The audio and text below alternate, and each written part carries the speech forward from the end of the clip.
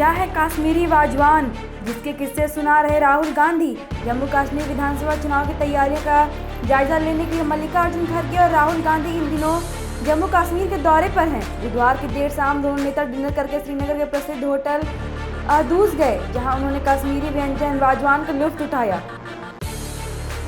जानवर प्रवृत्ति का कोलकाता कांड का आरोपी संजय रॉय।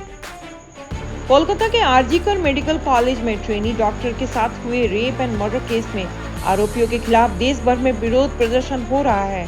इस मामले में आरोपी संजय राय का सीबीआई ने साइको एनालिसिस करवाया था, जिसमें चौंकाने वाले बात खुलासे हुए हैं। सामने आया है कि आरोपी संजय यौन विकृत मानसिकता वाला और इसमें जानवरों जैसी प्रवृत्ति है। जम्मू कश्मीर पहुंचे राहुल गांधी, बोले गठबंधन करेंगे पर कार्यकर्ताओं के सम्मान के साथ समझौता नहीं। जम्मू कश्मीर में अगले महीने होने वाले विधानसभा चुनाव की तैयारियां शुरू हो गई हैं। इसी बीच लोकसभा के विपक्ष के नेता राहुल गांधी कांग्रेस अध्यक्ष मल्लिकार्जुन खड़गे के साथ 2 दिनों के लिए जम्मू कश्मीर पहुंचे हैं। उन्होंने यह भी कहा कि कांग्रेस कार्यकर्ताओं के सम्मान से कभी समझौता नहीं करेगी। अब आ गया कोलकाता कांड पर टीएमसी के अभिषेक बनर्जी ने तोड़ी चुप्पी। तृणमूल कांग्रेस के अभिषेक बनर्जी ने गुरुवार को कोलकाता कांड पर आखिरकार अपनी चुप्पी तोड़ी है। आरजीकर मेडिकल अस्पताल में जूनियर डॉक्टर के साथ बलात्कार और हत्या के बाद देश भर में चल रहे विरोध के बीच अभिषेक बनर्जी ने कहा कि अब समय आ गया है जब दोषियों को कड़ी से कड़ी सजा मिलनी। मोदी सरकार के आलोचक रहे दिलीप मंडल बने सूचना प्रशासन मंत्रालय के सलाहकार। पूर्व पत्रकार दिलीप मंडल को सूचना प्रशासन मंत्रालय में सलाहकार नियुक्त किया गया है। दिलीप मंडल का करीब 2 दशक से ज्यादा का पत्रकारिता करियर रहा है। इस दौरान वह कई बड़े संस्थानों में कार्यरत रहे एवं कुछ अखबारों और पत्रिकाओं के लिए संपादक के तौर पर भी काम किया था। कोलकाता केस में सीबीआई बोली सबूतों से छेड़छाड़।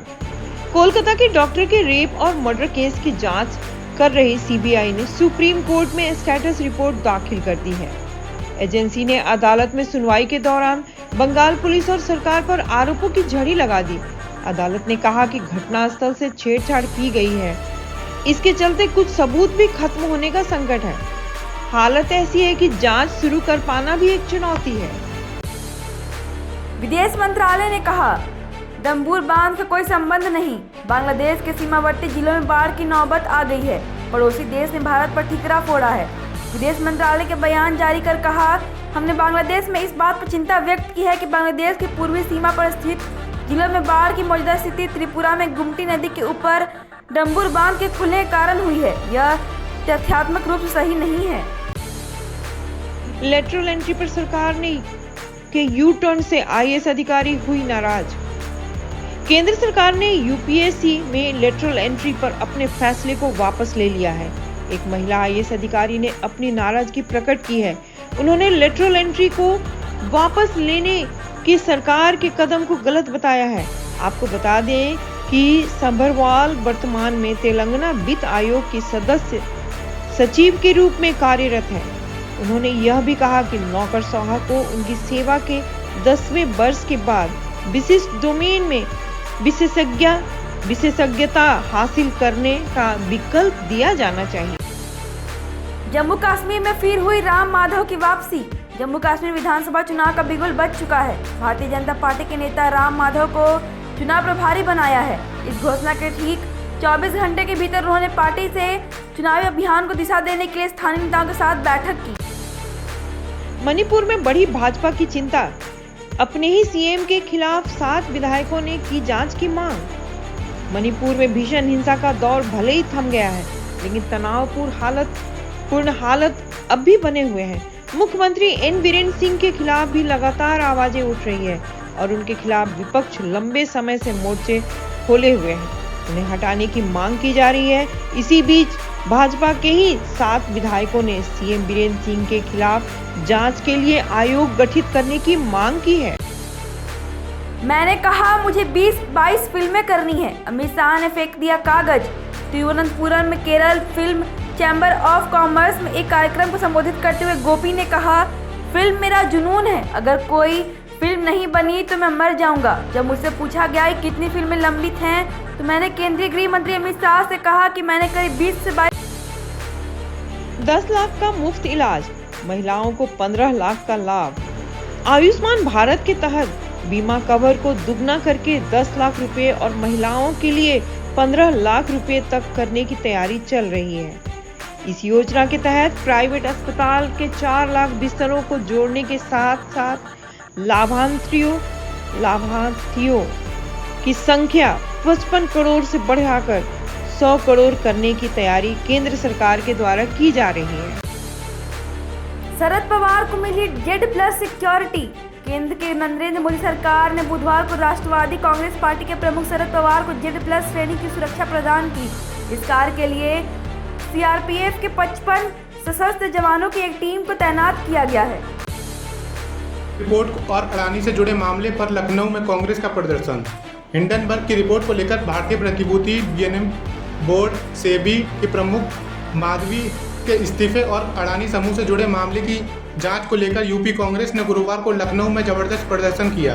प्रदेश अध्यक्ष अजय राय के नेतृत्व में पोस्टर बैनर के साथ जुटे कांग्रेस जनों ने केंद्र की मोदी सरकार पर मामले की जांच संयुक्त समिति JPC से कराने की मांग की। SC/ST आरक्षण पर OP राजभर सुप्रीम कोर्ट के साथ। सुहेल देव भारतीय समाज पार्टी के अध्यक्ष और यूपी सरकार में कैबिनेट मंत्री ओम प्रकाश राजभर ने SC/ST आरक्षण पर सुप्रीम कोर्ट के आदेश का समर्थन किया है। राजभर ने कहा कि सपा व बसपा संविधान को नहीं मानते हैं। बाबा साहेब डॉक्टर भीमराव अम्बेडकर ने कमजोरों को आरक्षण देने की बात कही है।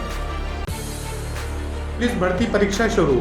यूपी पुलिस की कांस्टेबल भर्ती परीक्षा शुरू हो रही है और जो 3 दिन 23, 24, 25 अगस्त चलेगी। इसके बाद 30 व 31 अगस्त को यह परीक्षा होगी। परीक्षा देने वाले अभ्यर्थियों को शहर में जमावड़ा रहेगा, जिससे ट्रैफिक व्यवस्था प्रभावित होना तय है। केशव प्रसाद मौर्य ने फिर की योगी की तारीफ। कल्याण सिंह की तीसरी पुण्यतिथि पर उन्हें श्रद्धांजलि देते हुए मौर्य ने कहा, कल्याण सिंह के नेतृत्व में यूपी में सुशासन की शुरुआत हुई, जिसमें विकास परियोजनाओं की झड़ी लगी और भ्रष्टाचार के खिलाफ लड़ाई लड़ी गई। योगी आदित्यनाथ के नेतृत्व में राम भक्ति या राष्ट्र भक्ति के मुद्दे पर कोई समझौता नहीं किया जा रहा है। CM योगी आदित्यनाथ कल्याण सिंह की राह पर आगे बढ़ रहे हैं। सांसद नदवी के निर्वाचन को चुनौती। यूपी में इलाहाबाद हाईकोर्ट ने रामपुर से समाजवादी पार्टी के सांसद मोहिबुल्लाह नदवी को उनके निर्वाचन को चुनौती देने वाली याचिका पर जवाब के लिए नोटिस जारी किया है। यह आदेश न्यायमूर्ति चंद्र कुमार राय के बीते लोकसभा चुनाव में भाजपा प्रत्याशी व पूर्व सांसद घनश्याम सिंह लोधी के चुनाव याचिका पर सुनवाई करते हुए दिया है। पटना में कांग्रेस का प्रदर्शन। सेबी प्रमुख माधवी बूच के इस्तीफे और अडानी समूह की जांच के लिए JPC की मांग। बिहार की राजधानी पटना में कांग्रेस के नेताओं और कार्यकर्ताओं ने सेबी की प्रमुख माधवी बूच के इस्तीफे और अडानी समूह के जुड़े मामले की जांच के लिए JPC के गठन की मांग को लेकर बृहस्पतिवार को पटना में प्रदर्शन किया। बिहार कांग्रेस के नेताओं ने यह मार्च निकाला है। में गंगा का रौद्र रूप। NDRF ने संभाला मोर्चा। बिहार के बांगलपुर के इस्माइलपुर बिनटोली में रिंग बांध टूटने के बाद प्रशासनिक अमला हरकत में आ गया। बाढ़ राहत एवं बचाव कार्य के लिए बुधवार को NDRF और के 12 दस्तों ने प्रभावित इलाकों में मार्च संभाल लिया। लोगों ने सुरक्षित ठिकाने तक पहुंचाने, घरों में पड़े सामान आदि को निकालने में टीम सहयोग कर रही है। बिहार में फिर नौकरी की बहार। बिहार में एक बार फिर नौकरी की बहार आने वाली है। राज्य सरकार के शिक्षा विभाग ने फिर से बड़े पैमाने पर सरकारी नौकरी को लेकर बहाली निकालने वाली है। इस बात का ऐलान खुद नीतीश कैबिनेट के मंत्री ने किया है। शिक्षा मंत्री सुनील कुमार ने कहा कि शिक्षा विभाग के अंतर्गत 1.5 लाख से अधिक पदों पर नियुक्ति होनी है। इस मॉडल से बजा डंका। बिहार के विभिन्न सरकारी संस्थाओं में जीविका दीदी की रसोई धूम मचा रही है। अब दूसरे राज्य में भी दीदी की रसोई खोलने के लिए इच्छुक हो रहे हैं। इसके लिए जीविका से संपर्क भी किया गया है। बिहार में चल रही दीदी की रसोई में अब तक पंजाब, कर्नाटका और गुजरात सरकार ने दिलचस्पी दिखाते हुए अपने यहाँ भी इसे खोलने की इच्छा जताई है। इस बाबत कई बार बिहार आकर अधिकारी कार्यशैली देख गए हैं। अब सभी सेवाओं के लाभ के लिए एक प्लेटफॉर्म। नीतीश कैबिनेट ने दी हरी झंडी। बिहार में अब सरकारी सेवाओं और योजनाओं का लाभ एक ही पोर्टल पर मिलेगा। इसका नाम है बिहार वन। बिहार वासियों को अब तक किसी योजना का लाभ प्राप्त करने के लिए ऑफिस दर ऑफिस भटकना नहीं पड़ेगा। इससे बिक्री भी कम होगी। मुख्यमंत्री नीतीश कुमार की अध्यक्षता में बुधवार को हुई कैबिनेट की बैठक में इस प्रस्ताव को हरी झंडी दे दी गई। में जमानत पर सुनवाई से पहले आपने लगाए पोस्टर। कथित शराब घोटाले मामले में दिल्ली के मुख्यमंत्री अरविंद केजरीवाल जेल में हैं। 23 अगस्त को उनकी जमानत को लेकर सुप्रीम कोर्ट में सुनवाई होगी। कोर्ट में सुनवाई से एक दिन पहले आम आदमी पार्टी ने अरविंद केजरीवाल के लिए पोस्टर लगाने शुरू कर दिए हैं। गुरुद्वारा चर्च की जमीन दोस्तों को देगी सरकार। वक्फ विधेयक 2024 पर केंद्र सरकार द्वारा गठित जेपीसी की पहली बैठक गुरुवार को हुई, जिसमें अल्पसंख्यक मामलों और कानून मंत्रालयों के अधिकारियों ने मसौदा कानून में प्रस्तावित विभिन्न संशोधनों के बारे में सदस्यों से जानकारी दी। उधर इसी विधेयक को लेकर आम आदमी पार्टी के वरिष्ठ नेता और राज्यसभा सांसद संजय सिंह ने गुरुवार को केंद्र सरकार पर निशाना साधा और कहा कि मोदी सरकार की कोशिश वक्फ की जमीन पर कब्जा कर अपने मित्रों को सौंपने की है। जनता तक पहुंचाए सरकार की योजना, सिख दंगा पीड़ितों को दे 400 यूनिट फ्री। दिल्ली में 1984 के सिख विरोधी दंगा पीड़ितों को 400 यूनिट तक मुफ्त बिजली देने और केजरीवाल सरकार की योजना को बिना परेशानी जनता तक पहुंचाना सुनिश्चित करने के लिए बुधवार को बिजली मंत्री आतिशी ने राजस्व विभाग और बिजली विभाग के अधिकारियों के साथ समीक्षा बैठक की। जनता नाराज है, मेयर ने हमारे मुद्दों पर मूंदी आंखें। दिल्ली नगर निगम एमसीडी के सदन की बैठक में बुधवार को जमकर हंगामा हुआ। विपक्ष के अलावा सत्तारूढ़ आम आदमी पार्टी को अपने ही 3 पार्षदों का विरोध देखना पड़ा। पार्टी के पार्षदों ने कहा, दिल्ली मेयर उन सभी मुद्दों पर आंखें मूंद रही है जिन्हें वे उठा रहे हैं। इसके परिणाम स्वरूप जनता में नाराजगी है।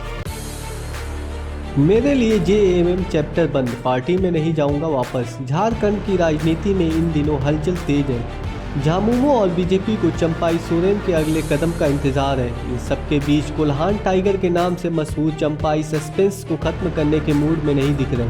हालांकि उन्होंने ये साफ कर दिया है कि वो झारखंड मुक्ति मोर्चा झामुमो में वापस नहीं जाएंगे, क्योंकि वहाँ उनका बहुत अपमान हुआ है। भारत और इंग्लैंड के दौरे का शेड्यूल को किया गया जारी। 5 टेस्ट मैचों की सीरीज की नोट कर लें तारीख। भारतीय क्रिकेट टीम को अगले साल 5 मैचों की टेस्ट सीरीज के लिए इंग्लैंड का दौरा करना है। आईसीसी वर्ल्ड टेस्ट चैंपियनशिप का तब तक चौथा चरण शुरू हो जाएगा और यह टेस्ट सीरीज उसका ही हिस्सा होगी। आईसीसी वर्ल्ड कप चैंपियनशिप 2023 से 2025 तक खत्म हो चुकी होगी। England and Wales cricket board ECB ने इंग्लैंड मेंस और वुमेन्स 2025 समर इंटरनेशनल फिक्सचर जारी किया है और इसमें भारत की 5 टेस्ट मैचों की सीरीज का भी शेड्यूल दिया गया है। बॉक्स ऑफिस पर जमकर कमा रही स्त्री 2। अमर कौशिक के निर्देशन में बनी स्त्री 2 को दर्शकों ने खूब प्यार दिया। 15 अगस्त को रिलीज हुई स्त्री 2 के ओपनिंग डे के कलेक्शन ने कई फिल्मों को पीछे छोड़ दिया। फिल्म में एक बार फिर से राजकुमार राव और श्रद्धा कपूर ने अपनी एक्टिंग से हर किसी का दिल जीत लिया। फिल्म हर दिन बॉक्स ऑफिस पर बेहतर परफॉर्म कर रही। स्त्री के पहले पार्ट में दर्शकों को डराने के बाद अब स्त्री 2 का खौफ फिर से दर्शकों पर साफ देखा गया। मतलब इसकी कहानी काफ़ी पसंद की जा रही है।